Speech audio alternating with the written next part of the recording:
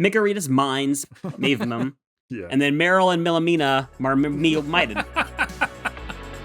Mikamina's that's Mazer art, Meaves. Dylan. This is art. What's up, you freaky flyers? It's To Kill a Delibird. We're back with episode 67. This is a big one. We have finally arrived at Violet Gym. I do this thing where I skip ahead. How the hell do I intro us? So, welcome to Kill a Delibird. That one out. To Kill a Delibird, the Pokemon Anime Rewatch podcast with Graham and Kellan. I am Graham, the one who doesn't know a lot about Pokemon, and we have Kellan guiding me along. How you doing, Kellan? I'm lovely. He is always so lovely. We have been joking about AI music right before we entered this. Yes. And, not getting into the ethics of AI right now. We're not an ethics podcast. And frankly, if you're coming to a Pokemon Rewatch comedy podcast for your ethical lessons, what went wrong in your life? But man, some of this shit is funny. Yeah, we implore you, everything aside, like I think AI music flies in the face of some of my morals in terms of AI, but please go search up I Glued My Balls to My Butthole Again. It is fucking hilarious. It is actually incredible. Yeah. It's so good. I was crying, laughing at it, and my wife was just looking at me like I was insane. And I said, I glued what? my balls to What, my butthole you don't appreciate art now? Oh my God, what did I do? It's incredible. Kellan does a good It's impression. So good. It's stylized so well. You just got to get that like transatlantic twang in your your vernacular. I've been dialect. loving that phrase transatlantic. I've been saying that a lot lately. It feels good to say. It rolls off the tongue really nicely. Transatlantic. You just throw it around for anything like posh and old timey. Yeah, transatlantic rights. Trans rights. Yep. That's every time. So when I make the shorts for the YouTube, if you don't know, I throw out a couple highlights of each episode on YouTube after the episode goes up throughout the week. And in order to make those, I need to make the captions and stuff in Premiere. And then in order to get both sets of captions, I need to do a nesting thing and make two different like sequences. It's complicated. What I need is transparent video in order to do that. And every time I need to find the transparent video, I have to go into my files and stuff in the Premiere file and search in transparent video. And so I just type in trans. And every time I do that, I just think to myself, trans rights. As I find the transparent video. It's just in my head now because that's what you meant by transatlantic rights. As you may know, I'm a very big Doug fan. Shout out to Doug because he needs our publicity. Right. And his chat. Anytime a word is used that contains the word trans in it, chat fills up with the trans rights. That's kind of sick. That's kind of very sick. funny. Yeah. It's very funny. But you also could say transmission. You could say transmission and chat's like trans rights, baby. But also kind of cool. Why not? Yeah, it's supportive. It's great. Yeah, supportive. It's a joke, but it's supportive, and that's what it's jokes. All about. That's what it's all. We about. like jokes like that. Positive jokes. Okay, so this week, those of you who have been following along, we will not be doing chapter 4 of the Murder of Tracey Sketchit. That will be next week. So stay tuned. I didn't see much rumblings in the chat yet. Who you think killed him? Let's get it going. But no, we'll give you another week for that. Yeah, we'll give you another week, but we are just saving that because this week's episodes kind of kick ass. So we will be reviewing the episode 133, Fighting Flyer with Fire, or in Japanese, Kikyo Gym Battle Sky Battle. Kikyo Gym ! Sky Battle 2 ! Sorry. And then episode 134 for Crying Out Loud, or in Japanese, Crybaby Meryl? Is that all it is? Yep. It's a pretty boring name. Yeah. So, because like those episodes are pretty fly, we want to give them a little more time to breathe. So that is moved to next week's. We do have a little bit of banter planned. Kellan, what did you want to talk about before we get into it? Well, I got one thing specifically I want to talk about, and I've got one life update I would like to talk about. Which do you want to hear first? The life update or the other thing? The life update. Life update? I got fucking ADHD meds, man. Oh, you did? Congrats. Hell yeah. Congrats. Oh, it's great. I mean, I just started them today, but I'm so happy. But do they work instantly? Apparently, but I'm not feeling it yet, so I'll give it a bit. and we'll see what happens. Like, watch like a World War II documentary and see if you can like remember like dates or something. Yeah. But holy shit, is it expensive? It's insane.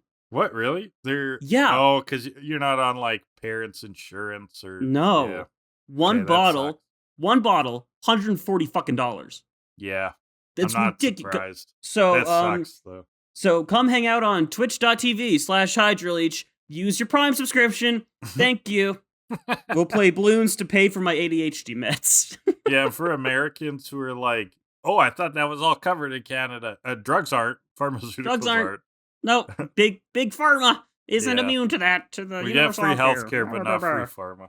Yeah, I could go to the psychiatrist for free, but I can't get the meds for free. Yeah, therapy's not free though. Usually, no, just not private. Just if you have if like it's private, schizophrenia. Yeah, private healthcare is not free, from what I know. It's not. Yeah. Anyway. Like the other thing I want to blah, talk blah, about. Blah. Okay, yeah. What's the other thing? Canadian healthcare. It has its ups and downs. The other thing I want to talk about, so when I finished 1984, reading 1984, I updated on that, and I said I had started Vile Bodies by Evelyn Waugh. Yeah, and I wasn't familiar with this book at all. Me neither, even though I should have been, because it was assigned reading in university. Is it like important or noteworthy or anything? I never heard of it. I don't think so, because it's bad. Okay. And I don't like it. Let's go on. Kellan reviews a book. Are you guys proud of him? He's got medicine. He's reading. Literature analysis. So the book is about a guy who does things. Okay. And that's about all I got out of it. What does that mean? I don't really know what it was supposed to be all about, because it starts off kind of interesting. This dude and his friend land in England, I think, London, and he gets his manuscript. This is back in like right after World War I think, or something. Okay. And he gets his manuscript confiscated, like a book he was supposed to sell and get a lot of money for, so that he can marry his lady. Mm-hmm. And it gets confiscated, and so he doesn't get the money. He's not able to marry Nina. So he gets like this contract where he can get the same amount of money if he writes like 10 books with the publisher. And so you think, oh, the book's going to be about how does this guy crank out all of these novels to get the money to marry his woman. And that doesn't come back. That goes absolutely nowhere. It's like the GS ball. It's the GS ball. And then he gets a job working for a newspaper as like a gossip columnist. And that part of the book I actually quite enjoyed. And he's using his power to try and like create trends. Like he's lying about what he's seeing out on the streets so he could create trends and stuff. Okay, that's compelling. Yeah. Yeah, and so at one point he's trying to create a thing out of like some green hats or something. And his boss tells him, stop with the hats. It's not going anywhere. If you mention the hats again, you're fired. And so, like, at that point in the book, it's like, oh, that's interesting. So it's going to be, like, he's becoming this gossip columnist. Is he going to get, like, corrupt with the power and stuff? What's he going to do with this? Mm-hmm. And then one night he's at, like, a party or something, and he tells his friends to write the column for him, and they mention the green hats, and he gets fired, and it's done. That part of the book's just done. Okay. And so he's trying to marry this woman, and so, like, throughout the book, it goes back and forth, like, Nina, I can marry you. We can be wed. And she's like, cool. And then it's like, Nina, we can't be wed. And she's like, oh, that's a shame. Right, so you didn't know what the point of it is? I don't have a clue of what the point of this book is. Me neither, and I read it! The main problems I have with the book are how it's written. There's a lot of like run-on sentences, and a lot of just like, and then this happened, and then they went here, and then this person said to that person, and it's like, it's not telling me what the world, it's not creating a world that I want to visualize and I can see the characters in. They're just in places, and they're having short conversations, and it's going back and forth whether this guy can marry his girlfriend or not. And it's confusing. And so I want to read to you an excerpt from this book. I'm going to read you the entirety of chapter 11. Okay? Okay. Is it short? There are 13 chapters in this book. I'm going to read you chapter 11. Vile Bodies, chapter 11. Adam rang up Nina. Darling, I've been so happy about your telegram. Is it really true? No, I'm afraid not. The major is bogus? Yes. You haven't got any money? No. We aren't going to be married today? No. I see. Well? I said I see. Is that all? Yes, that's all, Adam. I'm sorry. I'm sorry too. Goodbye. Goodbye, Nina. Later, Nina rang up Adam. Darling, is that you? I've got something rather awful to tell you. Yes? You'll be furious. Well, I'm engaged to be married. Who to? I hardly think I can tell you. Who? Adam, you won't be beastly about it, will you? Who is it? Ginger. I don't believe it. Well, I am, and that's all there is to it. You're going to marry Ginger? Yes. I see. Well, I said I see. Is that all? Yes, that's all, Nina. When shall I see you? I don't ever want to see you again. I see. Well, I said I see. Well, goodbye. Goodbye. I'm sorry, Adam. And that concludes chapter 11. I'm Googling to see what the point of this is. I did find a Reddit thread with a bunch of people who like it. I don't fucking believe that. I've also learned that it's supposed to be satire. Yeah, but it's not fun to read. Oh, satire should be like, this is funny. I don't agree with that, actually. There's a lot of books. Oh, this is going to sound weird. I have definitely read books that I complained about the whole time I was reading them, thought it was horrible. The moment I was done and thought about it, I was like, damn, that was a good book. I knew it was a satire going in. I still didn't like it. I don't think reading needs to be pleasant. I think a book can be a satire, but it still needs to be well written. If it's not well written, it's just not good. Wow. Beautiful sentence street. Thank you. I mean, I agree and I don't. I do agree that the writing itself is the most important part, right? Like what you get out of the writing. I think that there are interesting books that challenge our perception of what good writing is. And I think that is important. That being said, I'm kind of want to read this, but I don't want to read this. When I'm halfway through the book and I have no idea who any of the characters are, yeah, that's a problem. That's kind of weird, yeah. Anyway, I'm done with that book. I'm not gonna read that. I'm not gonna lie, I kind of liked that chapter though, because it was so dumb, so stupid. Yeah, but that's most of the conversations. It's just like 2 words back and forth constantly. Yeah, but it was it's supposed to show that class of people is like vapid.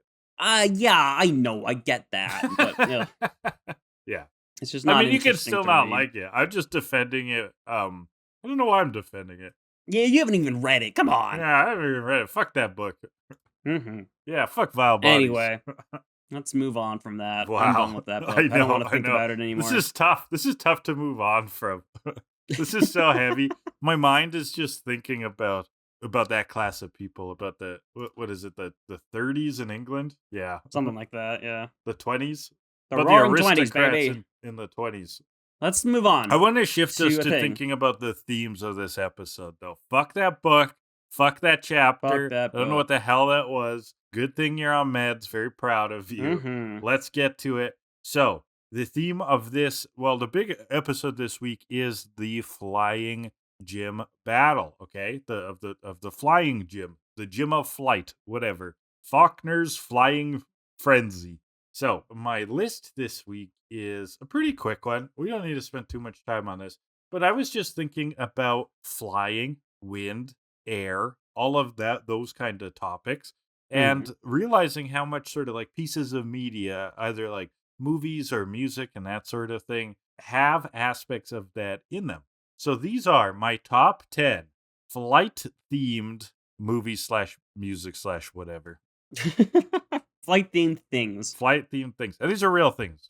Oh, okay. Yeah, like this isn't me making jokes, Kellan. This is me bearing my heart. Yeah. We're doing something totally different, okay? Sure. Okay. I'll believe it when I hear it. Yeah, you will. Number 10, Air Bud. The original Air Bud. We played basketball. Nothing in the rules about a dog can't play basketball. We played basketball like the Lord intended. None of this soccer. None of this football. Get that dog a jersey. Yeah. Okay, number 9, Airplane. Have you ever seen Airplane? Very good movie. Very good movie. So many good one-liners. Like and all the jokes are kind of like quick and understated. Like one of my favorite parts is when the guy's all sweaty and nervous before the flight takes off, and he goes, "Oh, I'm feeling pretty nervous." And the person's like, "First time?" And he goes, "No, I've been nervous before." That's an amazing joke. First time I watched that movie. Okay, first of all, if you've never watched Airplane, go watch it. It's incredible. There's a joke where they need to use the automatic pilot, and so they turn on the automatic pilot, which is a blow up doll, and Right. it's just a blow up doll of a pilot sitting in the seat, the pilot seat, and he starts to deflate, and they need to keep him blown up so that he can continue to pilot the plane. That makes sense, yeah. But the valve to blow him back up is where his penis would be. And so the flight attendant who's in the cockpit, pun intended, trying to control this plane, because the pilots have gotten food poisoning, they're out of commission. The flight attendant and the main character, who it was like an army pilot, I think, are need to figure out how to get this plane on the ground. And so the flight attendant has to go down and blow the automatic pilot back up using this valve. And that's funny in itself. But the shot right afterwards is the automatic pilot sitting in the pilot seat with the cigarette in his mouth. And that had me dying of laughter the first time. We had to pause the movie because I was laughing so hard. That's incredible. I can picture it. Such a good movie. Oh my god. That is a very good movie. Okay. Number 8. Flight of the Bumblebee. That song. That's like, you know that one? Yeah, I'm trying to place it, but I can't right now.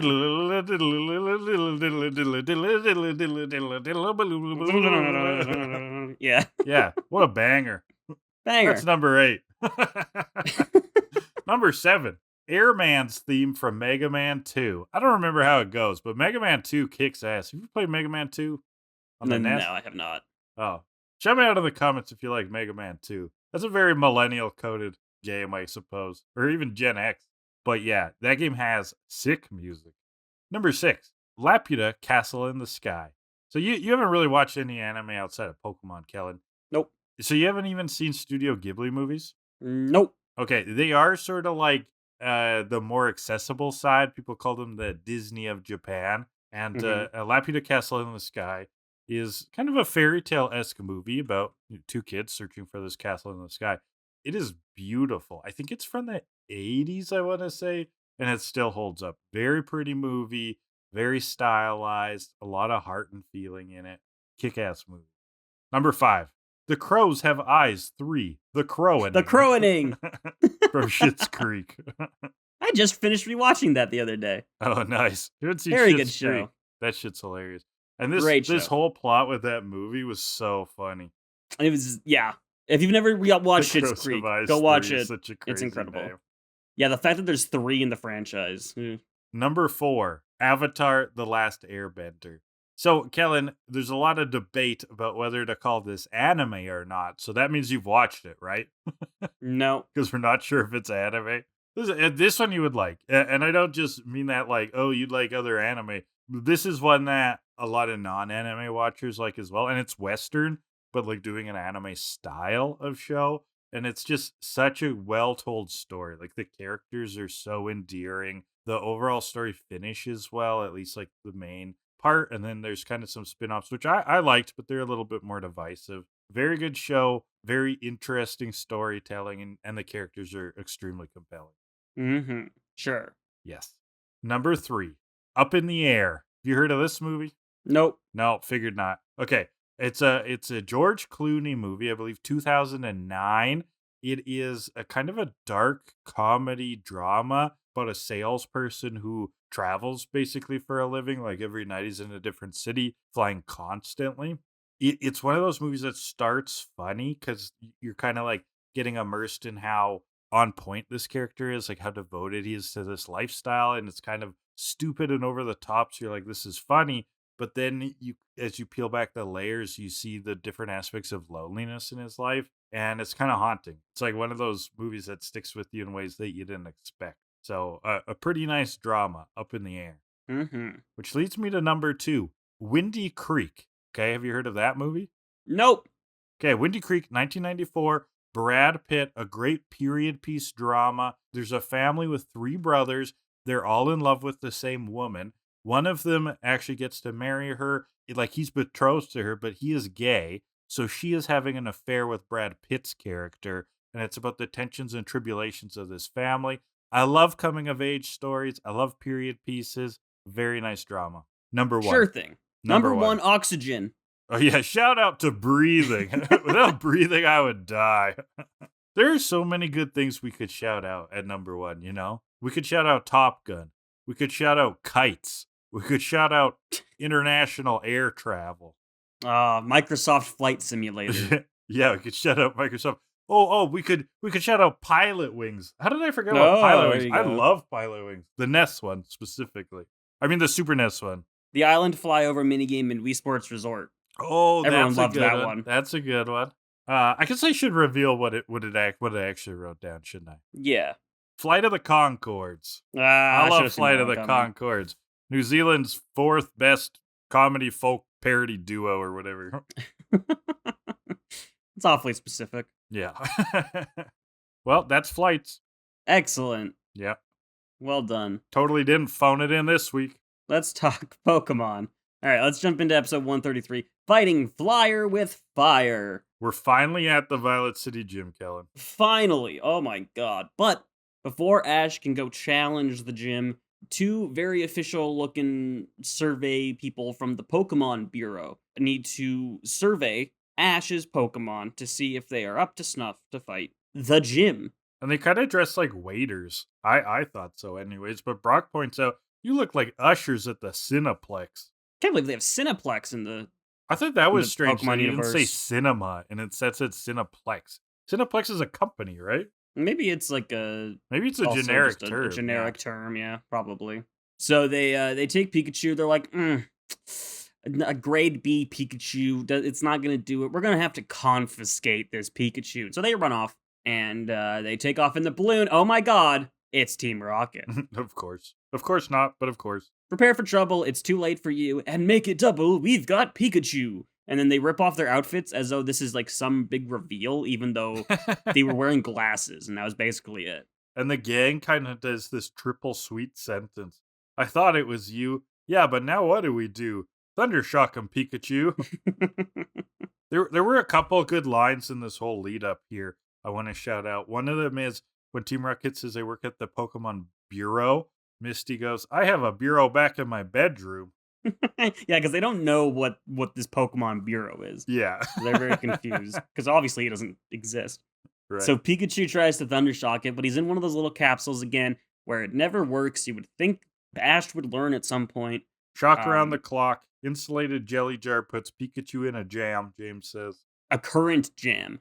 Ooh, current. Our insulated jelly jar puts Pikachu in a current jam. Ooh, I miss current. Ooh, that does add more. Yeah, that's a great puns sentence. Per sentence. Yeah. Yeah. That's a great sentence, yeah. So Heracross is going to save the day. Ash sends him out to go grab Pikachu, pop the balloon. But Meowth's got a jar of sap that he drops on the ground. That's pretty clever, actually. And now I got to wonder, like, how many other anti-Pokemon things are they coming up with? This is specific for Heracross. They've got a lot to deal with Pikachu.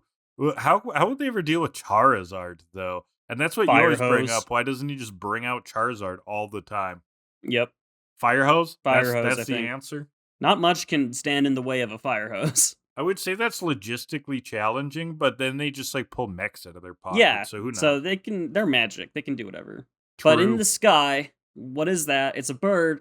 It's a plane. No, it's a hang glider. And the guy has this guy who's all dressed in blue has a hoot who swoops in, takes Pikachu, and he poisons. And then Arbok comes out, poison stings the hang glider, and so they start falling down. But he sends out his Pidgeot to save him, and they go and tear the balloon open, sending Team Rocket blasting off again. And ripped. Our balloon burst too soon. Yeah, and this guy looks emo as fuck. I was like, guy is like the lead singer of My Chemical Romance.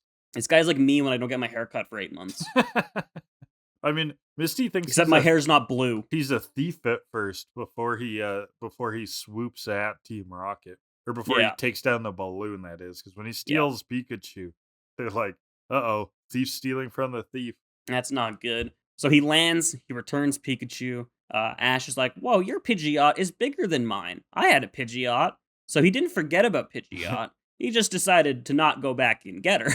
This was salt in the wound for me. Like, then Yep. they do a flashback where Ash is like thinking about Pidgeot, and then he's like, "Someday I'll go see my friend." And I wrote down lies.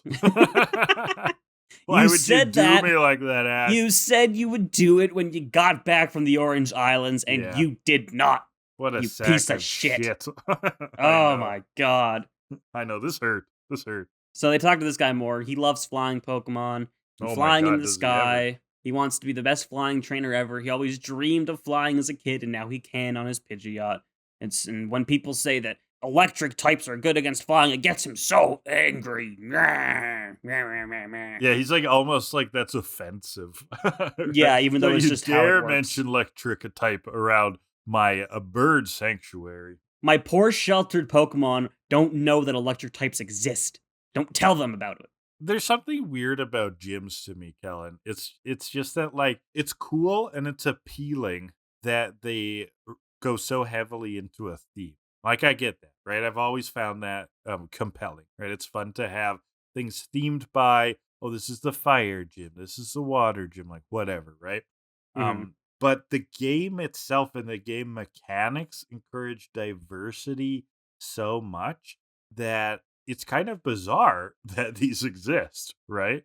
Like they're just playing an extremely poorly optimized game by devoting themselves to one type so much.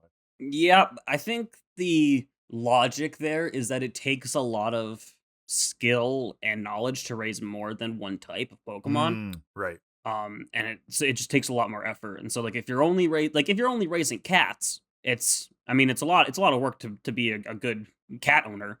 But if you're also raising a dog and a lizard at the same time, it's going to take a lot more work and a lot more effort That than makes raising sense. three That makes cats. sense. Because then it So, also makes the player feel like some sort of destined superhero, right? Like you're yeah. the one who can actually have all the powers of the elements earth, wind, fire, water. You are the avatar reborn. Exactly. And that's also like a good argument to when people are always like, why are there so many trainers in the games that only have like two Pokemon? It's like, Right. well, think about it realistically. There's a big difference between having one or two pets and six.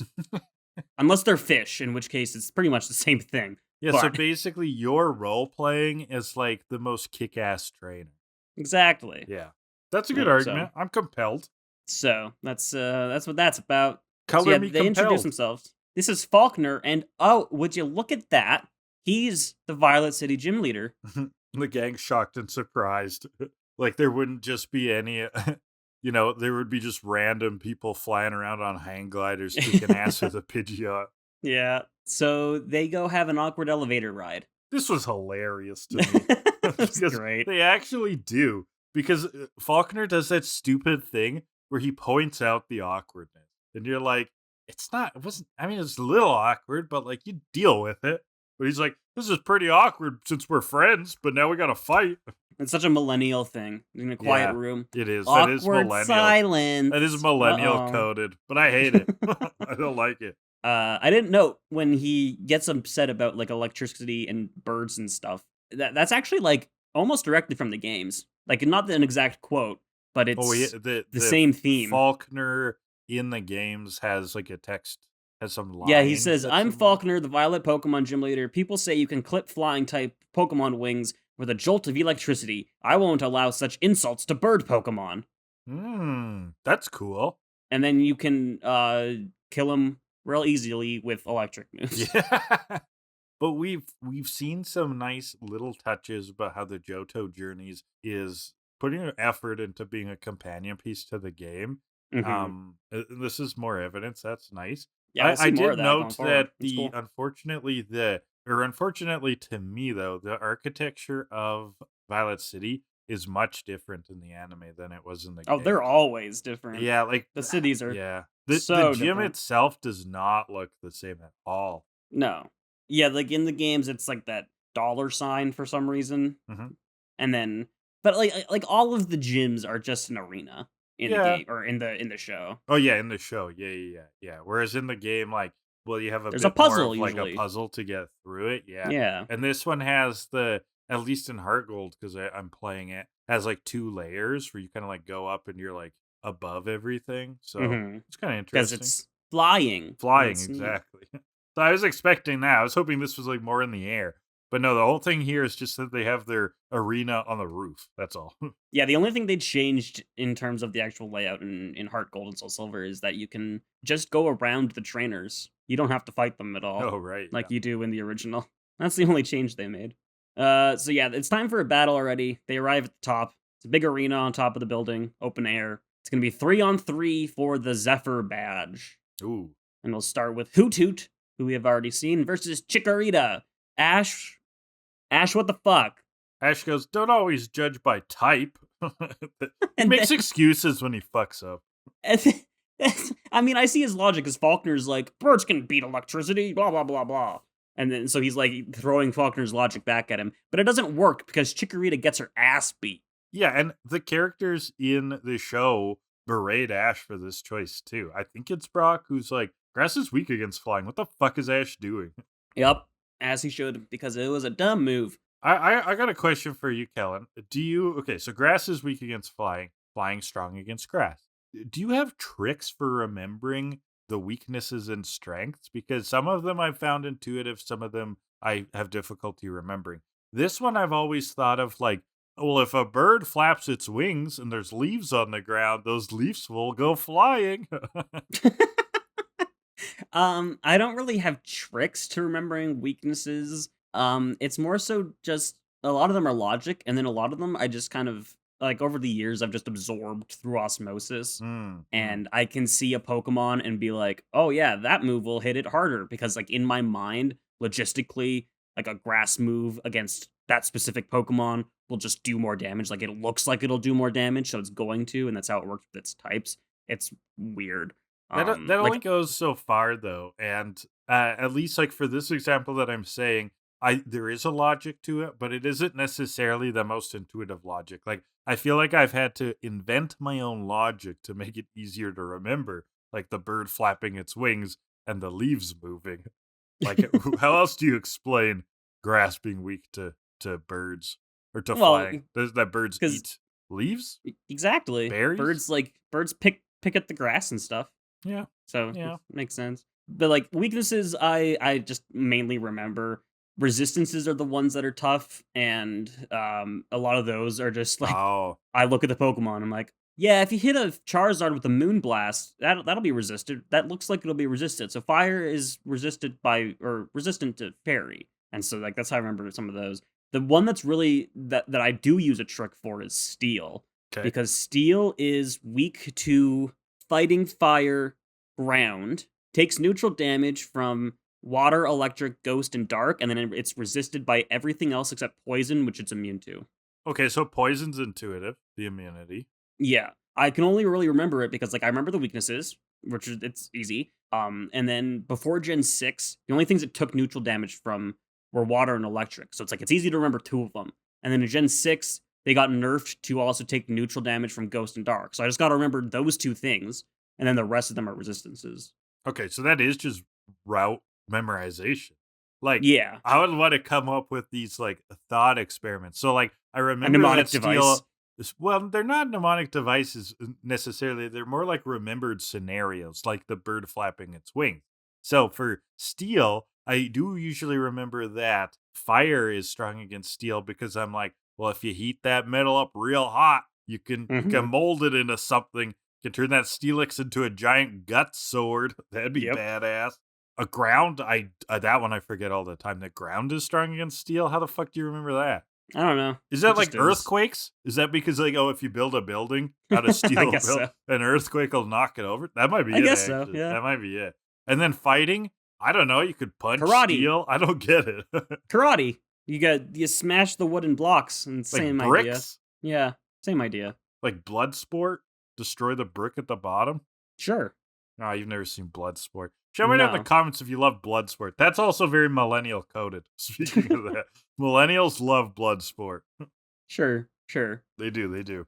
I'm losing all the Zoomers with Bloodsport. Fine, we'll move on from Bloodsport. Anyway. The battle. Hoot versus Chikorita.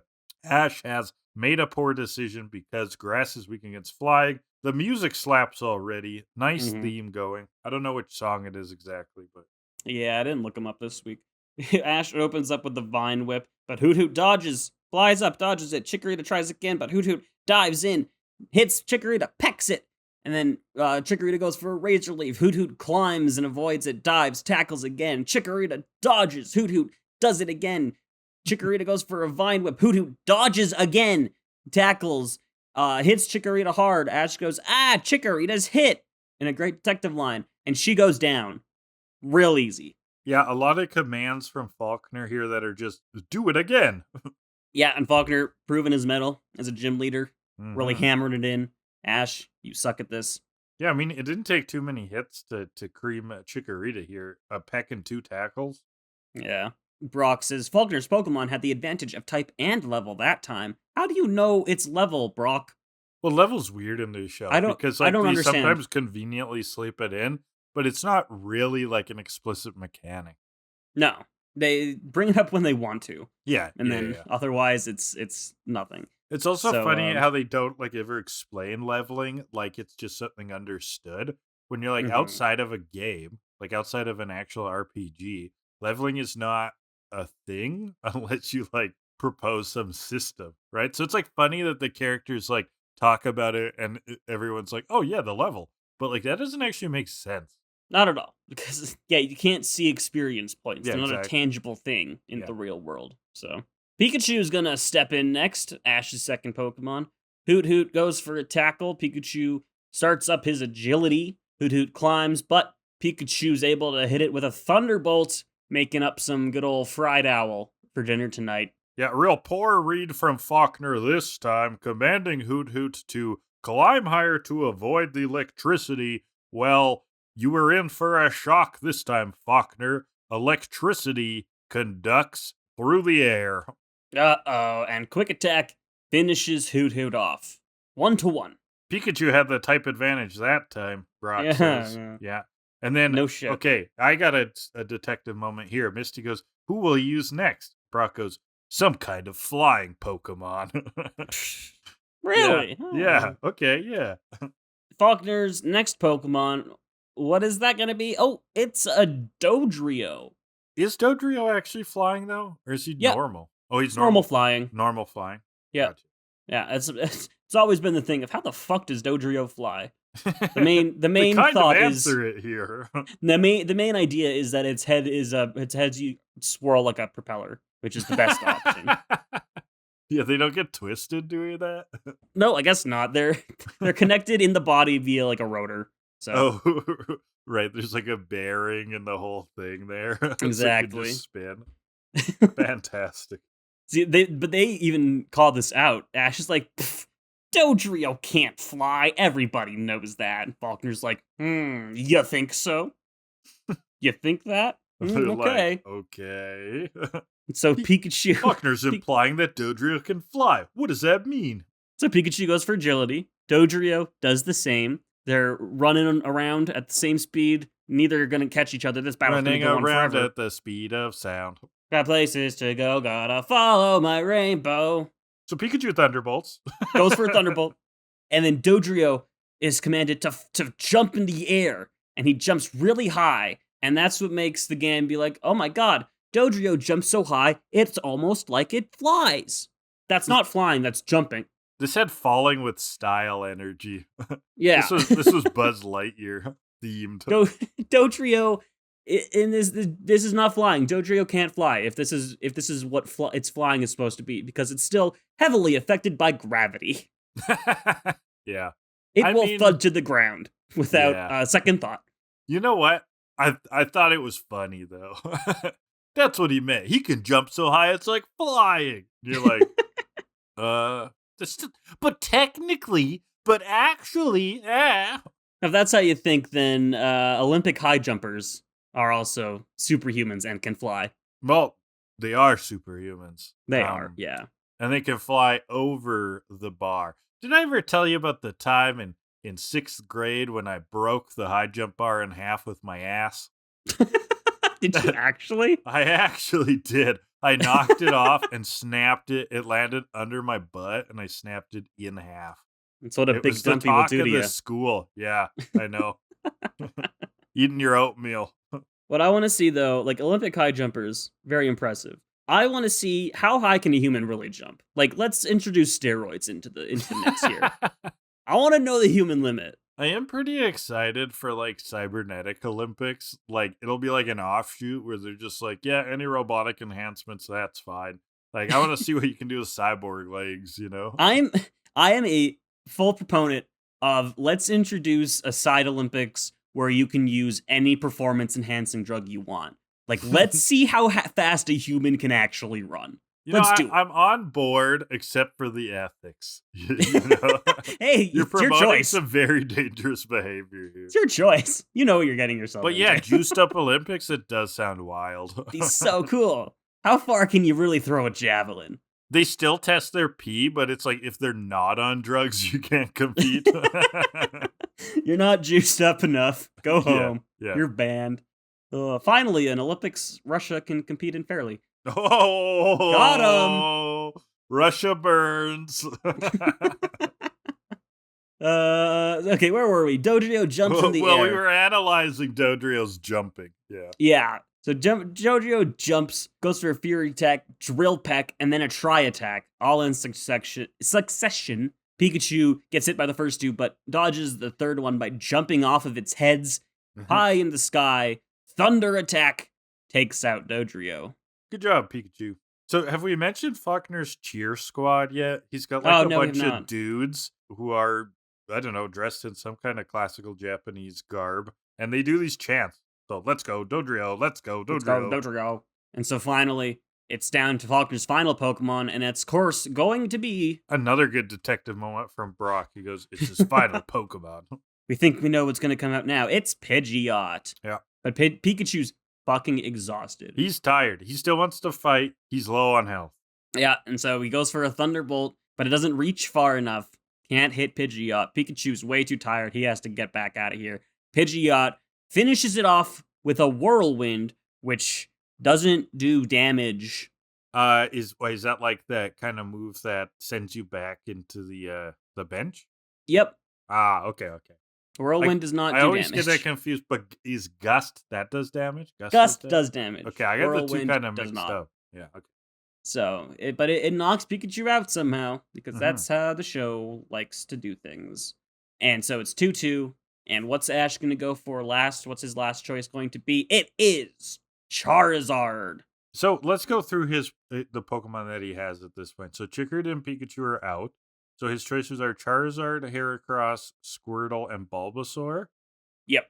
So Charizard is the best choice, right? Yeah. Oh, considering power and typing, yeah. Charizard's always going to be the best choice. Very often.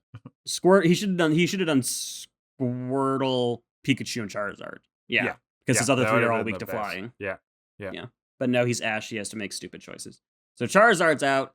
They go both fly in the air and Pidgeot. Charizard goes for the flamethrower. And I believe we get the Gold and Silver Gym Leader theme playing. I think so. Great. Yes, we flamethrowers. Pidgeot dodges. This repeats a couple times. And Pidgeot is using agility to where Falkner says he's going into Mach 2. And I gotta say, this Charizard versus Pidgeot fight, this is really good stuff. Oh, I'm a sucker for a good sky battle. Oh man, we haven't had a fight this. We've had some good fights, but like to me, this is one of the better fights since the Blaine battle. Yes, I agree. And both of them are aerial fights, so partially at least. Blaine's that one's more partially. Blaine's was half. Yeah, Pidgeot's agility to Mach 2. Charizard goes for a flamethrower again, but Whirlwind blows it right back at him, knocking Charizard down. He's still in it, though. Pidgeot goes for a wing attack. It connects because Charizard can't fly for some reason. Apparently, he's injured. Yeah, he's wounded, so he's not able to take off. Apparently, his wing is injured. Apparently. This is a little bit of a weird fact, because they never dive really into this. And spoilers, it gets like magically resolved, so I don't know what was happening. Yeah, so Pidgeot quick attacks. Things are looking bad. Ash's like, I don't know what to do. And Falkner's like, you forfeit. A trainer needs to know when his Pokemon can't fight. And a Charizard that can't fly? Well, that's what's even the point of battling? And Ash is like, no, I'm not a quitter, neither is Charizard. Charizard, I'll never ask you to do something I know you can't do. So fly. And it turns out words of encouragement were the medication Charizard had needed and then for that broken wing. Yeah. And he just flies. I was like, what is the theme that they're getting across here? That it's like, believe enough and anything will happen, even if your wing is injured? Yeah, I broke my leg the other day, but my mom came up to me and she was like, I wouldn't ask you to do anything I know you can't do. So walk. And I got up and I walked. And my leg was walked. fine. Yeah. That sounds like some shitty, like, red pill inspirational stuff on TikTok. You don't need a bottle of pills. You just need to go out in nature. That's the real antidepressant. Shut up. Right. Say you can't do things? Well, how about doing things? Them. Eat bear meat. Glue your balls to your asshole again. I glued my balls to my asshole again. Oh my God, what did I do? So Pidgeot and Charizard, they're still flying. Charizard breaks through his injury, apparently. He gets up in the air, he's chasing after Pidgeot. But Pidgeot's agilities are way too fast. It's just like disappearing and reappearing behind Charizard and getting hits in over and over again. So what is he going to do, basically? Because is he going to be able to get an attack in? And this is where Ash gets a bit of a stroke of brilliance, all right? So he conveys his plan to Charizard. Do it again. He's going to bait Pidgeot. Yeah, he's realized Falkner is doing the same thing over and over again. Yeah, he's on the loop. And that makes it predictable. So he gets behind Pidgeot. Pidgeot does the agility thing. And just as it's appearing, Charizard turns around, fire spins. Sick move. Sick move. Show only, because otherwise it's not great. But he fire spins Pidgeot as it reappears, and then finishes it off with a seismic toss. And a very victorious, better than the Charizard anime seismic toss.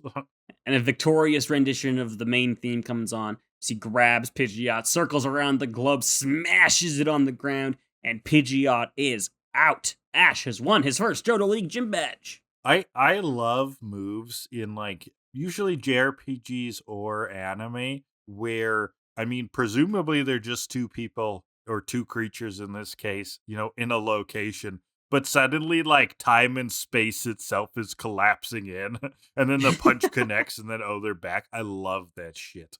And I love it when it's in, like, stupid situations. Okay, there's a sports anime and manga called Prince of Tennis, and one of the characters, like, moves, like, causes the Big Bang, and you see in a tennis, and they're just playing tennis, but his shot is so powerful that it causes the Big Bang, and you see history recreating itself and the dinosaurs, and then it zooms back out, and it's like his serve. That's hilarious. I love shit like that. Or another classic one is Sephiroth's final move in Final Fantasy VII. They use it for his final smash in Smash Bros. You know how, like, okay, they're like, space and time is rattling all around him, and he's like a god, and there's like random math on the screen. Yeah, I love that shit. I love that. I served a tennis ball so hard I created a universe. A universe, exactly. At sunset, oh my God, we're there again. Falkner officially confers the Zephyr badge onto Ash. He has his first badge. They wish each other luck. The gang heads off, and we go back to Team Rocket, who we haven't seen since the beginning of the episode. They have landed amongst a flock of Spearow and Fearow, and Meowth says, "This ending is definitely for the boys."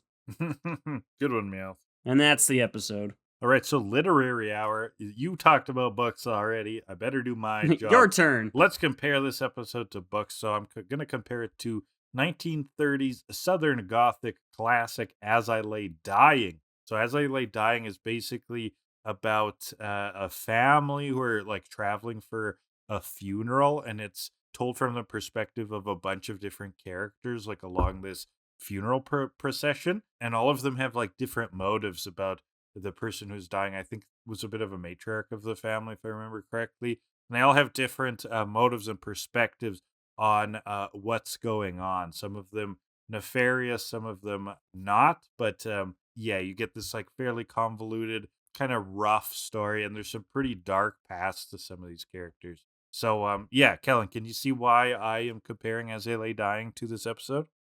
No. It's by William Falkner. Oh my God. Thank you. That's it? That's the I whole had thing? to bring up Falkner.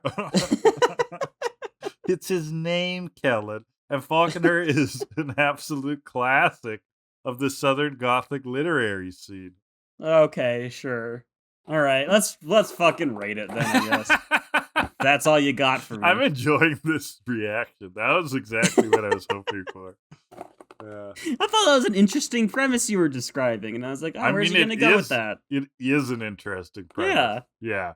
And it is extremely related because of the author's name. Thank you, Kellan. Sure, okay. Yeah, thank you. Let's rate. Oh, right. So this is the plastic ping pong picture of objective rankings. We're going to pull 2 categories at random from ping pong balls in the plastic picture and rate the episode based on those categories. Kellan, what do we got first? First category. This is a good one. Not how the game works. Ooh, you had a few. Right off my head, few. whirlwind, fire spin.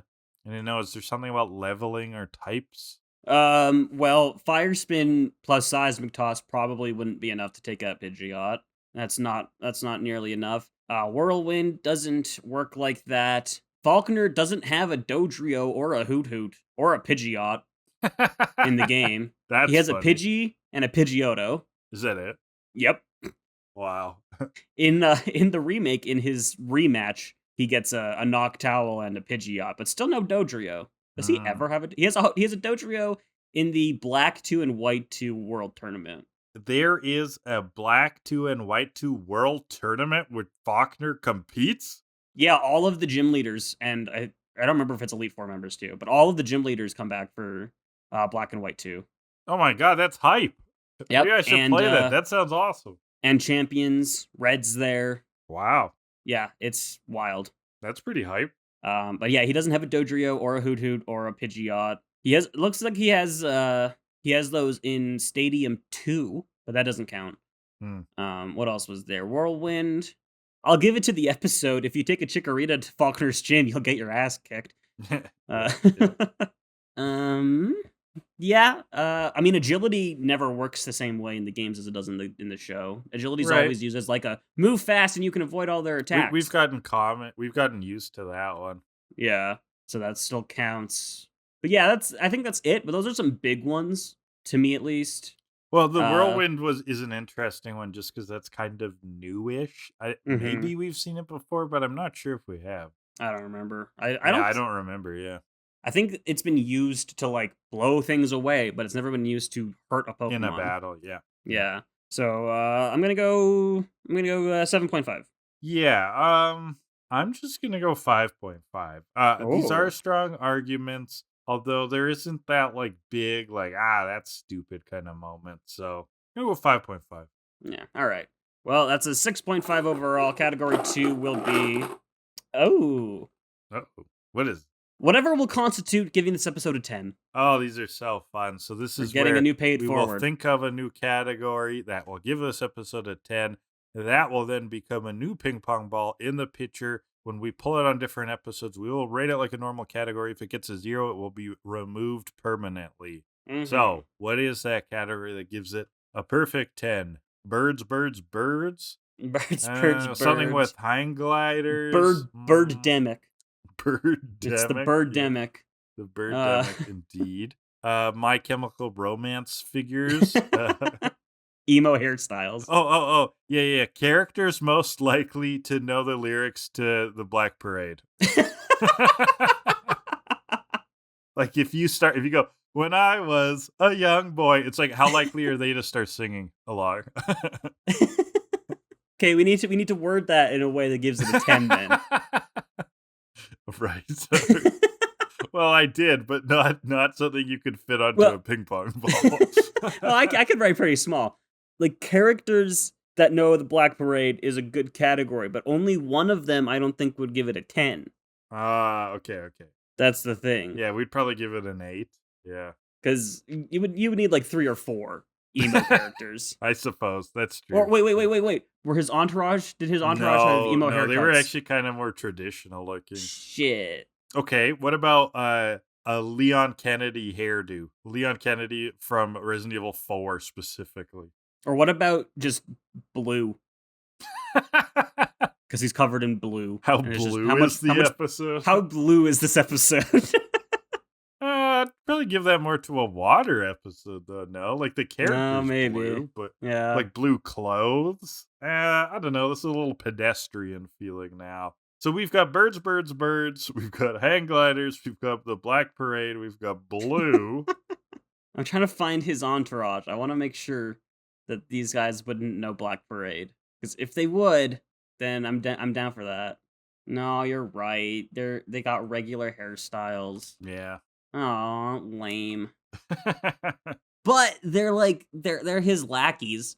They would be listening to it all the time. Yeah, they've heard it all the time. Yeah. It's like we don't really like it, but we do know all the words. So can we still use it then? I think so. I want to do that. That's funny. Characters that know the Black Parade lyric. This is the most wordy one we've had yet. How many characters know the lyrics to Welcome to the Black Parade? There you go. Or like I can't fit this in the sheet. It doesn't just need to be quantity, like quality goes. It's like it's just like I think if you have a character who knows the song really well, that Black Parade lyric Black Parade and lyric enthusiasts. Black Parade enthusiasts. Black Parade enthusiasts. There you go. That's for the sheet, but the Paul will have like all of the words on it. How many? All the characters that would know Welcome to the Black Parade by My Chemical Romance, the emo pop punk band from 2006. There you go. All right. Well, we spent a while on that one, so that's 10. But it was worth for Black Parade enthusiasts. Yeah. Which gives this episode an 8.25 overall. Very good score. Mm-hmm. Now let's move on to episode 133, I believe it was. 134. 134. Crying out loud. This episode isn't quite as good as the first one, but it has its own fun. So we're Ash is just walking around with his jacket open, like holding his jacket open, so people will see the Zephyr badge, so he can brag about it. That's such an Ash move. Even though there's no one around. And even though, like, what if, like, no one would probably care? Like, that's just such an Ash thing. And so Brock's looking in, I believe this is the handbook he got at the start of the season, about where the next gym is. The next one is in Azalea Town, so that's where we're going to head off to. That's the Slowpoke town in the game, right? Yep. Where the Slowpoke tails are chopped up. Yuppers. I wonder if they do that in the show. We'll find out, I guess. We'll find out. So, but before they get there, we're in a nice place. It's a beautiful place with nice houses. Small town, yeah. But Brock says, what do you find in beautiful places like this? Beautiful girls. And maybe this is where I'll find the girl of my dreams because she's standing right over there. So there's this fancy girl in like a fairly old school Elizabethan sort of a gown, right? Like done up at the throat and that sort of thing with an umbrella, a big lofty umbrella. And I love this exchange, right? The Brock Misty exchanges, I'm really enjoying them because Misty burns him in these nice little ways. So Brock goes, "Oh, a cliff is the perfect spot for our first meeting." And Misty goes, "Yes, as soon as she meets you, she can jump right off." Oh, nailed it. Roasted. And kind of a dark joke, right? They were just like, yeah, she'll want to kill herself because you're so insufferable. Speaking of Misty's burns, we still need a name for the Misty Sick Burns category for the forepaw. We're not just calling him Misty Sick Burns?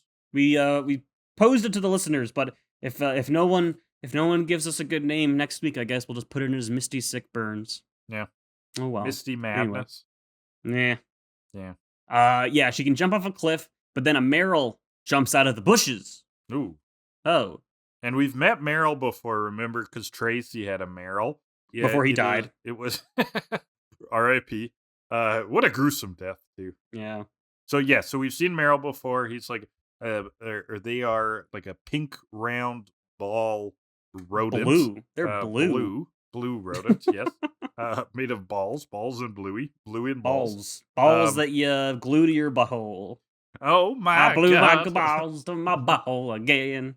Okay, oh my god. We gotta stop. What did I do? Stop. Oh my god. It's taking over our brains.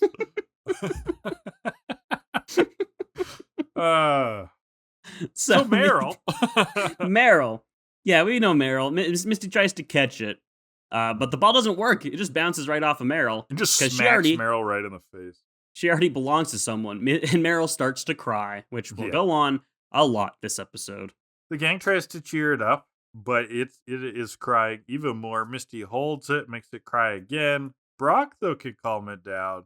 Now, Meryl is scared of Misty, and she's like, I wonder why. And I'm like, because you smacked it in the face. Yeah. You assaulted it. It's interesting to note, this crying thing never mentioned in the Pokedex. So this is just a thing they made up. Or is this Meryl? Because Tracy's Meryl didn't have super loud crying. Yeah, no, I think this is just a this Meryl thing. Yeah. And like, wouldn't it hurt its own ears? Because Meryls have like super hearing. Yeah, they talk about it having sensitive hearing, so you would think it would just like harm itself. Yeah. So anyway, it's bawling its ass off. Brock's able to comfort it, and then suddenly, a truck with some good old farmers and some hay in the background. Just some good old boys. Come on, kids, hop in the back. We'll take you to your next destination because we're gonna go hoe or plow something. This is actually a sweet sentence for me. I think it's Jesse who says, "We're headed out to the North 40 to plow something or slop something." He didn't even bother to look up anything. I know. Plow something or slop something. Wow. So they direct the children into the back of the truck, into the hay, and then two arms pop out of the hay, grab Pikachu and Meryl. They detach the front and the back of the truck from each other, ditch the kids, and drive off with the Pokemon. And oh my god, would you look at that? It's Team Rocket. Prepare for trouble. We just got to make it double. We've got Meryl and Pikachu. And they continue the motto as the truck drives away and they fade from view. Knew these farmers seemed phony. Yeah, but the whole thing where they're doing the chant, but they're like in the distance, and so the gang's like running after them, and we almost get like the Doppler effect happening with the chant. That was pretty fun. Yeah, and the gang chases after them. They're able to keep up with them like on foot. Oh, they're somehow. doing so good. Yeah. But then Meryl starts to cry again, which causes Meowth to lose control because Meowth's the one driving for some reason. Pokemon chooses really strange times to like spend money on animation, because I found that when Meowth is losing control of the driving and the crying's happening inside and Team Rocket's flying around, like this is such a stupid little part of the episode, but I thought the animation was suddenly like kind of cool. Where there will be other huge moments where it's just like a still of Bulbasaur. You know? Bulbasaur, Razor Leaf, and it's just a PNG. It's just on a screen PNG for 5 seconds. Yeah.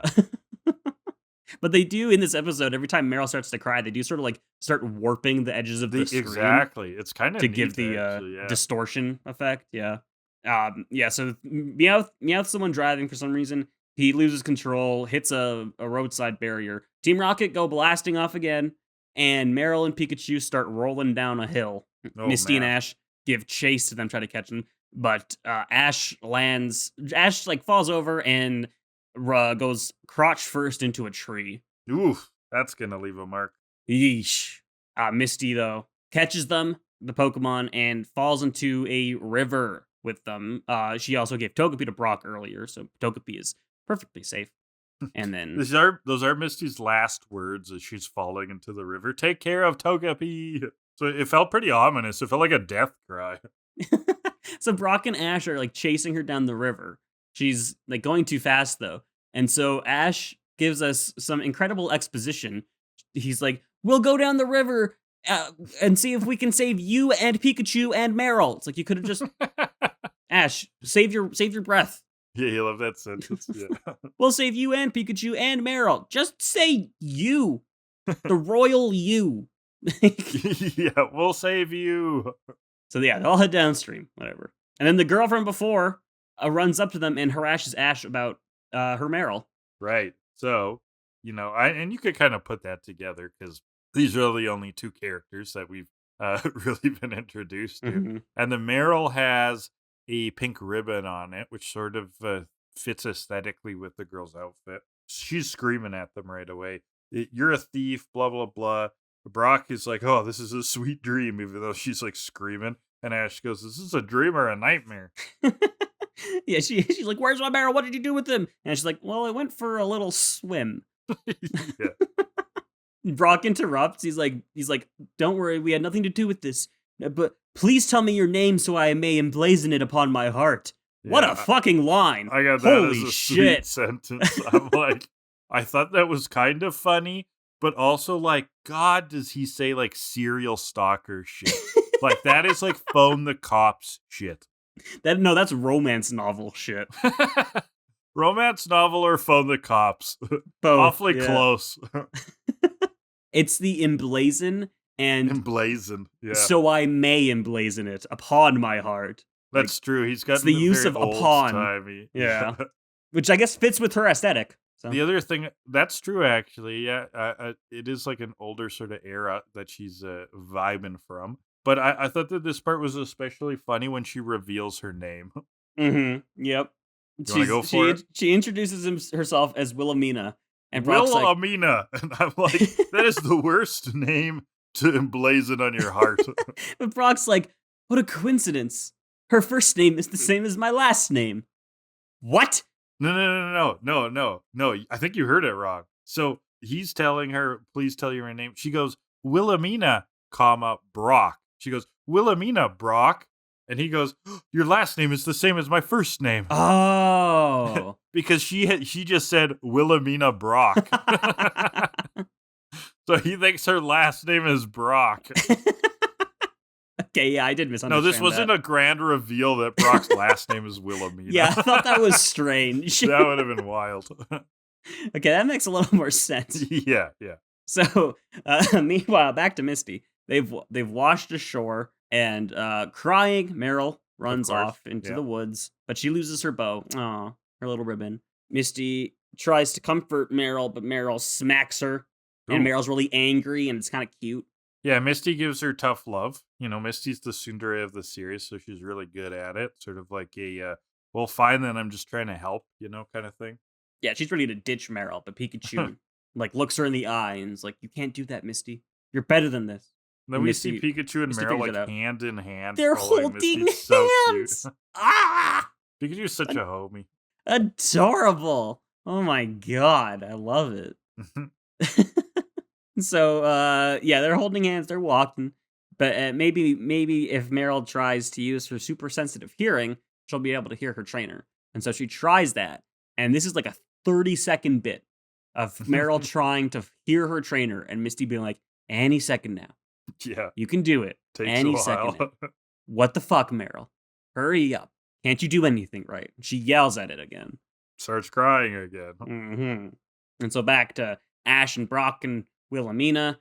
Ash's like, don't worry, Misty will take good care of Marill. And Brock's like, and I'll take good care of her. Till death do us part. Proposing to her here. In sickness and in health. For richer or for poor. Right. From Corinthians 11, love is impatient. No, that's not how it Love goes. is kind. Love does the marimba. Love smokes a pipe. Yeah, Corinthians. Love holds your hair while you're puking in the toilet. Right. Love turns on the fan when you've shit recently. Love is watching your partner use the butter knife to separate his balls from his butthole. What did I do? So my wife needs to see a butter knife. Well, listen to that music, people. Listen to that song. At this point, Kellan, listening to that song is basically mandatory for understanding this podcast. It really is. So, love is patient, love is kind. Brock takes her hand. He's proposing, yeah. Yeah, but there's some smooth ass jazz in the background here, and she's into this. She likes him back. Yeah, that was kind of a twist. It's wild. Meanwhile, Togepi finds the ribbon that Marill left behind, so they're not far. They can't be too far. Marill is dead. We found the ribbon. No, this is evidence. They're on the right case. Call homicide. Get them on the case. Yeah, get special victims unit. So back to Misty. Misty is feeding Marill and Pikachu. She has some food for them. I guess her backpack survived. They're sharing a little tin of Pokemon food. Oh, so cute. Ah. And a Butterfree flies by, and Marill follows it distractedly. Marill is Marill's not just a crybaby, but Marill is an infant, right? Yeah, or at least has baby behavior. I think Wilhelmina in the previous scene said that Marill is just a baby. Whoa, right? That's part of why She's worried about it. Why she acts this way. Exactly. Because Meryl absentmindedly follows this moving creature to a meadow and decides to play like whack-a-mole or like target practice. It's a target shooting game. Butterfree pop up. She tries to hit it with her water gun. Misses all of them. But Pikachu then sees all of the Weedle and Caterpie. She's made upset by getting them all wet. They're angry. And then the Beedrill come out and chase after them and hard cut back to the guys and Wilhelmina. Mm-hmm. So Brock's helping Wilhelmina walk over a tree stump while romantic music plays. This is basically a Disney movie at this point. Yeah. She trips and he catches her and they lock eyes. They're in love. And then they hear Pikachu. They're like, oh shit, we got things to do. So they go to reunite, but then, the Beedrill appear, and so they turn around, they hightail it out of there. Ash, Wilhelmina, and Brock fall over, and the Beedrill skip right over their head. They are shooting towards Misty and Pikachu and Meryl. Now, Misty runs to a cliff. She is on a dead end against this cliff wall. Not another cliff you could fall off, but like a cliff wall. And Misty commands Pikachu here. Pikachu, use Thunder. And Pikachu, why didn't you do this way earlier? Pikachu thunders the Beedrill and has stopped them. Well, Pikachu is a Pokemon. He can only move when instructed to. Haven't you noticed that yet? She's been around Misty enough that Misty can command him. Yeah, he loves Misty. Time. This is the first time, though, right? He's loved Misty longer than he's loved Ash. They're homies. They're big homies. Yeah. But I think this is the. I think this is the first time. Well, I remember. I don't think so. I think she's done it before. Oh, did that happen? I think he's lent Pikachu to her. Okay. For something before. I can't remember though. But it scares all of the Beedrill away, and rain's coming in. A storm is approaching. Storm sets in, and the two teams are separate again. So Ash, Brock, and Wilhelmina have taken solace under a tree, which of course you're not supposed to do in a thunderstorm, right? That I thought was dangerous. Okay, I looked it up. She borrowed Pikachu from Ash in Princess versus Princess. Oh, okay, there you go. I believe. Yeah. So she's they're hiding under a tree. Misty's hiding in a tree, which also seemed like a terrible idea. Terrible idea, yeah. And it's raining hard. There's a lot of thunder and lightning, and Brock's debating to himself. He's got some internal conflict. Is he ever? If they find Meryl, Wilhelmina will be happy, but she'll leave. And if they don't find Meryl, Wilhelmina will stay, but she'll be unhappy. So she'll leave and be happy, or stay and be unhappy. Why can't I have a ray of sunshine in my life? Screams at the gods. Lightning strikes. He hugs Wilhelmina in comfort. But yeah, Brock professing this logical scenario is so hilarious because he basically draws it all out. If we find Meryl, Wilhelmina leaves and Brock is unhappy. Blah, blah, blah, blah, blah. I thought that was pretty funny. So then we see Misty, and she's in the tree, like we said. Meryl starts to cry again. She's scared of the storm. She runs away, and a tree gets struck by lightning, and it starts to fall. It's falling in her direction. Meryl's gonna get crushed. Misty jump dives, saves Meryl from the tree falling. Oh my god. She saved the day. And now Meryl finally likes Misty. Cute moment. And Meryl's happy, finally. Pikachu's happy. And so then, I guess later, they're crossing a rickety bridge. Sometime later, storm clears, crossing a rickety rope bridge. Because there's no such thing as a safe bridge in this fucking universe. No, they're cursed. Apparently. When a hand suddenly comes flying out of the woods, starts shaking the bridge. It's Team Rocket, Misty says. To which Meowth says, "What were they expecting? The Wizard of Oz? Shake him up, Jimmy boy." I love that. So the Wizard of Oz is canon in the Pokemon universe. That's great. Judy Garland, a real person. The Judy Garland is canon. Asbestos Snow, canon. So, and you also get the line, "You always hurt the ones you glove," when they go in with the grabber. They grab at Pikachu and Meryl, but Misty hangs on to Meryl, gets pulled in. It's too much weight for Meowth to handle. So it's a kind of a tug of war between Misty and Meowth here. Eventually, Misty, or Meryl, Meowth. Mm-hmm. Too many M words. Meowth lets go. Meowth, Misty, Meryl. Misty and Meryl fall to their death. And that's it for Misty in the show, everybody. And Chikorita saves them. We need more M's, right? Chikorita's minds made them. Yeah. And then Meryl and Wilhelmina are mighted. Mikamitas, that's Mazer art, Meefs, Kellan. This is art. Mamaloon, Mitch, Mings Me Mucket Mound, and Mikamu is me. And then they all ran off in the sunset. Meezing and Marbach. Okay, let's go back. Stop it. I regret everything. So Chikorita's the one who saves them, in case you didn't figure out our secret code. We made up a language today. Yeah. Just putting M's in front of everything. Very sophisticated. We call it Minglish. Yeah, Chikorita saves them. Marill and Wilhelmina get reunited. Chikorita, Razor leaves the balloon, brings Team Rocket down. Pikachu's left free. They sick Arbok and Wheezing on them. But Misty's going to take care of it this time. She sends out Poliwag. Been a while since you've seen Poliwag. Arbok uses Poison Sting. Wheezing uses Sludge. Poliwag retaliates with the Water Gun. Blasts through the Sludge. Now, the Poison Sting almost hits Misty. This is sort of like, the FBI and the president, right? Like the Poison Sting is, take the shot. The Poison Sting is going for Misty. Misty, get down. Marill blocks it with the water gun, with Jumps Meryl's water in, gun. saves the day, and they knock him into the balloon. Or Pikachu Thunderbolts knocks him into the balloon, and then it blows up. They go blasting off again for the second time this episode. Yeah, double blast off. And then Misty we get the Friends dances Forever with the Pokemon music. celebration. Yeah, well, the music's playing. Together forever, blah, blah, blah, blah, blah, blah. Ash is giving Pikachu head rubs. Chikorita butts in for hers because she's jealous. Yeah, she's Ash blocking Pikachu. Also, I don't know how it reminded me of it, but at the start of the episode, we missed when Marill is first crying and the gang's trying to comfort her and stop her from crying. Pikachu does impressions of like all of Ash's Pokemon and the gang.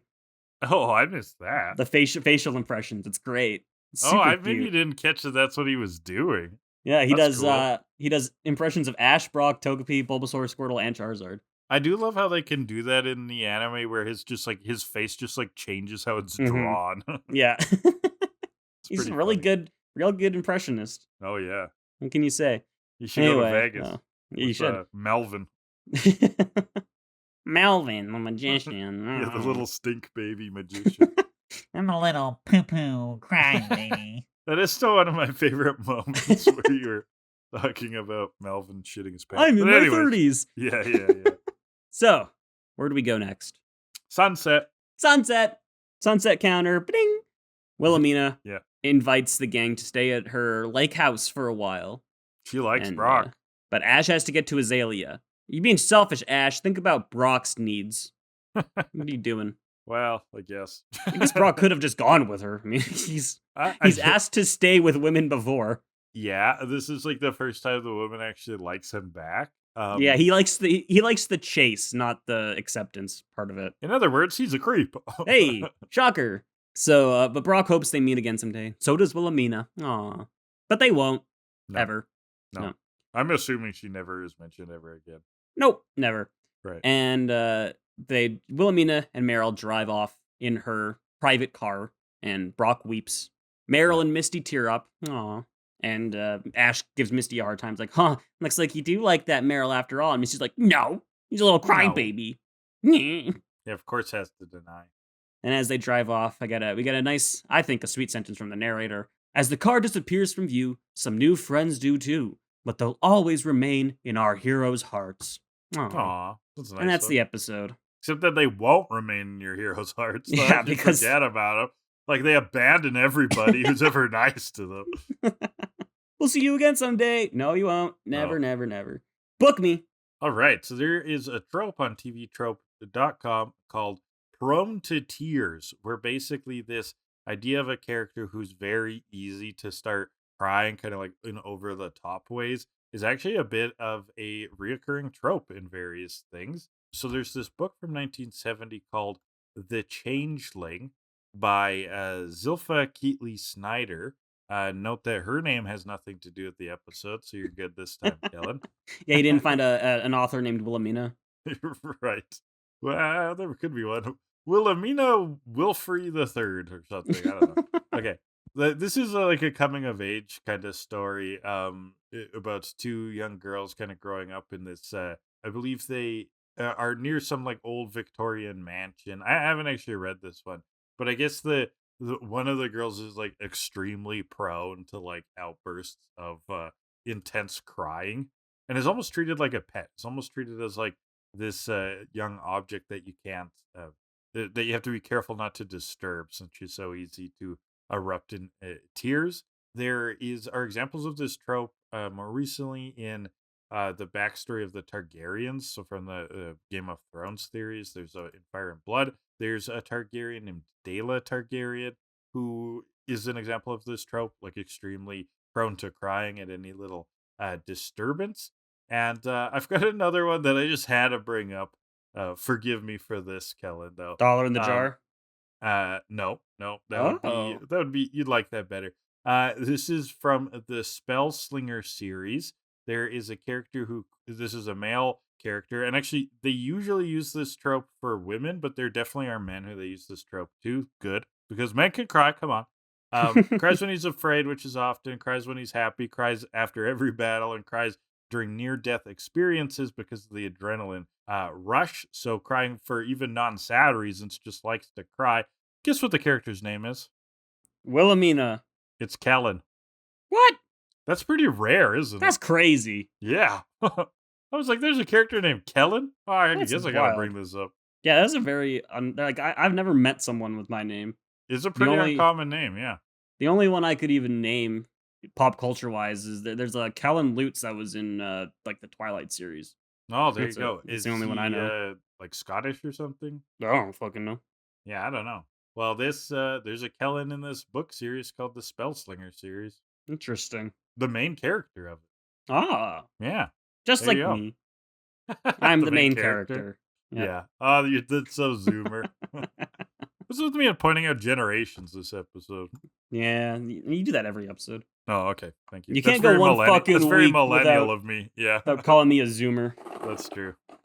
All right, let's rate it. All right. Shall we? Yeah. First category will be the perceived smell of the episode. The smell of Marill tears.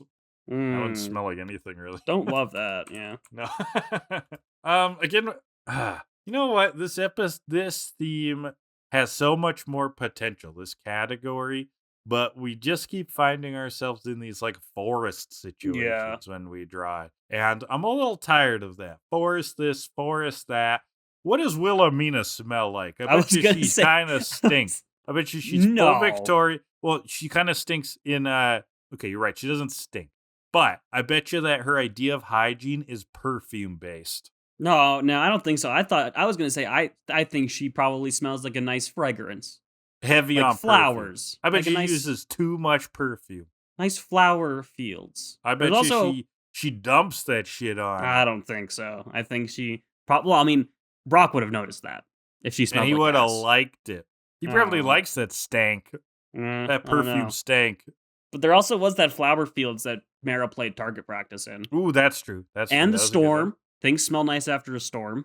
That's right. Yeah. So and then an atmospheric storm, the lightning strike with Wilhelmina's nice fragrance. I think this is a strong episode. I'm gonna go 9. With Wilhelmina's Victorian stank. No, I'm on board with the stank. I can see it being very visceral. Yeah, and there's something about the way that she dresses where you're like, there's definitely an associated smell. I'm not at 9 territory. I'm 7.5. Okay. That's an 8.25 for perceived smell. Final category of the day will be Uh-oh. It's the literal cult behavior. Shit. Are we removing one? I don't know. Is there any? Can we think of any? Can we make a stretch? Can we get it to a 1? Well, like you need multiple people enacting on something. Like if this were last episode. Exactly. The last Falkner's episode had the entourage. Cheer Squad. You know, Brock wants to emblazon something on his heart, which is very severe, but fuck, there's no cult. That's the only one. Him. It's just him. There's no mind. There's no collective thinking. No. I think that's a 0, Kellan. It might be. It may be. Oh no! That's not good. Have we doomed it? Damn you, Marill. Damn you, Wilhelmina, and your Victorian stank. I just like the phrase Victorian stank now. I think that is a 0. Yeah. Unfortunate. Crushed. Well, you've seen it in action. You have seen, folks, the full cycle of life and death this episode. We brought a new category in with the Black Parade enthusiasts, and an old category leaves. Literal cult behavior is dead to us. But it did have its fair share of it was time doing in the strong. forepour. I thought it would be in here It got forever. a few. This is a pulled dark it at day. least twice, 2 or 3 times. So it did better than Crab Combat, that's for sure. Mm-hmm. That one did not go anywhere. That did not. With that, that is overall for crying out loud, 4.125. So Okay. That 0 kind of tanked it a little bit. But That episode's about a 4 for me. It was Yeah. fine, but not stellar. But that'll do it for this episode. All right. You want to Hey. know what we're doing next week? Yeah, I would like to know what we're doing next week, Kellan. Oh, next week we got 2 more episodes. It's gonna be a good one. We got 2 very good episodes. I'll tell you this. I'll tell you that. We're gonna start off with episode 135, Tanks a Lot, or in Japanese, So fun name. Rampage! Exclamation mark. Otachi and Togepi! Double exclamation mark. And I'll tell you, that's a very fun episode. Followed by Okay. episode 136, Charizard's Burning Ambitions, or in Japanese, The Valley of Lizardon! Exclamation mark. Until we meet again! Double exclamation mark. The thumbnail for that episode goes hard. Holy crap. Oh yeah, nice art style. Good Very shit. cool. That's next week. All right. Well, I guess I should rattle us out. Intro and outro music, 80s synthwave, blah, blah, blah. Where can you find us? Well, you're listening to us somewhere. So audio versions are, wherever fine podcasts are downloaded. Yeah, I've never really known why you point this out, because if you're listening to us, you know where to find us. Somewhere. Well, in case the other places. So the video versions are on Hydra Leech YouTube channel. Leave comments there, like engagement, lots of fun. You can reach us at 2killadelibird@gmail.com or on Twitter. 2killadelibird is the handle. Kellan does a TikTok, Hydra Leeches, where he's got various anime error videos up. Do you call them videos? I don't know, shorts. TikToks. And also Twitches at Boy. Hydra Leech. Are you twitching anything lately? I feel like I say this every week. I need to get back to it, but we're going to, because I got to pay for these ADHD meds. So, Yeah. There you go. Get some subs. yep. All right. So, Kellan, on our way out, I have to confess something. Did you glue your balls to your butthole again? No, how dare you ruin this? Is actually an earnest this is an earnest confession. Oh, I did yeah? a grievous sin and I need to come clean. Oh, yeah? Do you remember in the top 10 list I did today how my number 2 was a Brad Pitt movie from 1994 called Windy Creek? Sure. I made it up. That's not a real movie. Oh, Goodbye. no. Oh, I have a See sin ya. I have a sin to confess first. What? I tried to take a dump, but it's not my balls are blocking up my butt. Oh, Oh, once, good.